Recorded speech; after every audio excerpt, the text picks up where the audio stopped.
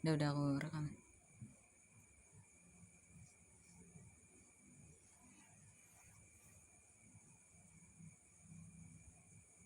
Ya. Assalamualaikum warahmatullahi wabarakatuh. Saya Nur Mailano dari Fakultas Universitas Islam. Di sini saya akan menjelaskan mata kuliah perkembangan peserta didik, yaitu dengan dosen pengampu Bu Yunita Lasma MPD. NPM saya 41182191190 dengan program studi pendidikan jasmani.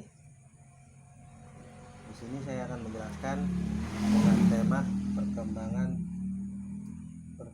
kepribadian peserta didik. Yang pertama, kepribadian personality, yaitu kepribadian dalam bahasa Inggris dinyatakan dengan personality. Istilah ini berasal dari bahasa Yunani, yaitu persona, yang berarti topeng. Dengan topeng yang dikenakan dan diperkuat dengan gerak-gerak dan apa yang diucapkan, karakter dari tokoh yang diperkenankan tersebut dapat dipahami oleh para penonton. Pengertian orang awam. Ciri-ciri tertentu. Poin pertama, ciri-ciri tertentu menonjol pada diri individu. Yang kedua, bagaimana individu tampil dan menimbulkan kesan bagi individu lainnya. Yang ketiga, ciri-ciri yang dapat diamati. Itu yang pertama, menurut tokoh psikologi, itu yang satu, Gordon Allport. Kepribadian adalah organisasi dinamis dalam individu sebagai sistem psikis yang menentukan caranya yang khas dalam menyesuaikan diri terhadap lingkungan. Yang menurut tokoh kedua, George Kelly, kepribadian sebagai cara yang unik dari individu dalam mengartikan pengalaman-pengalaman hidup. Istilah-istilah personality, kepribadian, disposisi watak atau karakter, temperamen, traits atau sifat, habit atau kebiasaan, attitude atau sikap. Personality, organisasi dinamis dalam diri individu sebagai sistem psikis yang menentukan caranya yang khas dalam menyesuaikan diri dengan atau terhadap lingkungan. Poin kedua, watak, lebih bersifat stabil, herediter atau bawaan, dan bersifat normatif.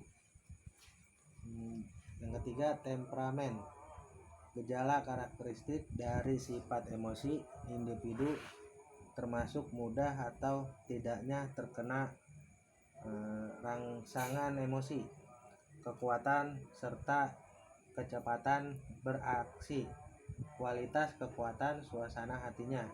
Gejala ini tergantung pada faktor konstitusional dan terutama berasal dari keturunan. Sifat. Yang keempat, sifat, sistem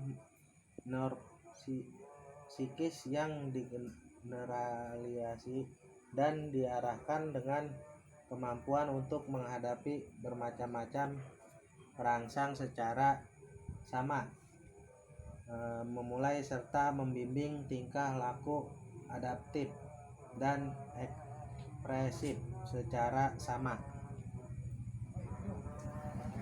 Kebiasaan atau habit sama dengan sifat, hanya perbedaannya pada situasi apa yang cocok atau respon apa yang terjelma dari kondisi itu. Yang terakhir, sikap atau attitude. Berhubungan dengan suatu objek dapat berbeda-beda dari yang lebih khusus ke yang lebih umum.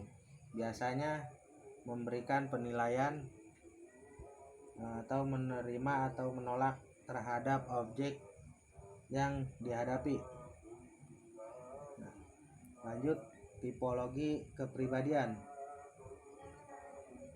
Mendasarkan pembagian tipe kepribadian berdasarkan pada cairan-cairan tubuh yang mengaruhi temperamen seseorang, membagi kepribadian menjadi 4, yaitu yang pertama, sifat kering dimiliki oleh cool atau empedu kuning. Yang kedua, sifat bosan dimiliki oleh melancool atau empedu hitam. Yang ketiga, sifat dingin terdapat pada flegma atau lendir. Yang terakhir, keempat, dan sifat panas dimiliki oleh sanguis atau darah. Yaitu tipologi kepribadian atau berdasarkan tipe kepribadian seseorang. Nah, ini cairan tubuh yang dominan, cool. Salah satunya prinsip tegangan. Tipe koloris, sifat-sifat khas, biasanya penuh semangat, seseorang penuh semangat, optimis, emosional, keras hati. Terus melancool, pendengaran prinsip. Tipe melankolis, sifat-sifatnya pemuram, daya juang lemah, mudah kecewa, pesimistis. Flegma, sifat-sifatnya berpenampilan tenang, berpendirian kuat, setia, tidak emosional. Sanguis, sifat-sifatnya bersemangat, ramah, mudah merubah pendirian. Nah, dimana yaitu sifat-sifat manusia pada umumnya, ya, atau dengan ciri cairan tubuh yang dominan. Tipologi kepribadian. Lanjut,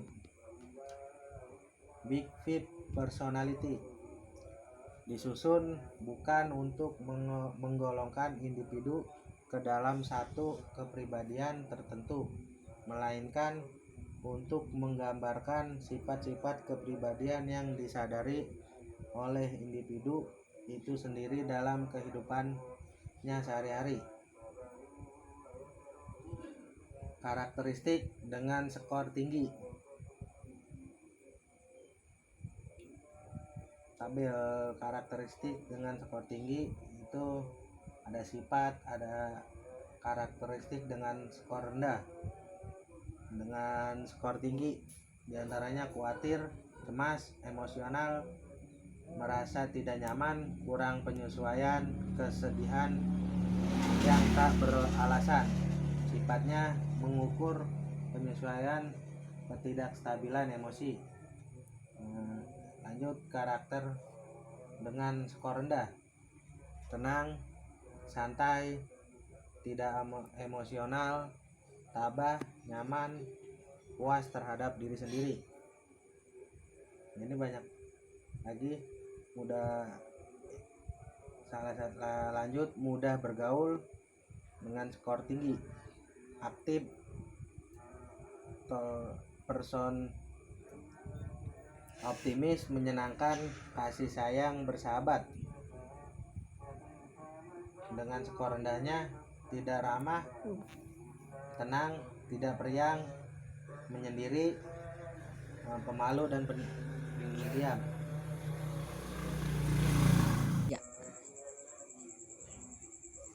Carl Gustav Jung, sikap ekstrovert, libido mengalir keluar, minatnya terhadap situasi sosial kuat, suka bergaul, ramah, dan cepat menyesuaikan diri, dapat menjalin hubungannya baik dengan orang lain meskipun ada masalah. Sikap introvert, libido mengalir ke dalam, terpusat pada faktor-faktor subjektif, cenderung menarik diri dari lingkungan, lemah dalam menyesuaikan sosial, lebih menyukai kegiatan dalam rumah.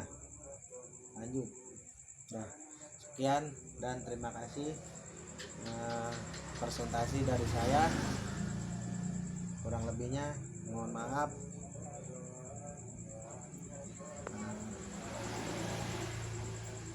Saya akhiri. Wassalamualaikum warahmatullahi wabarakatuh.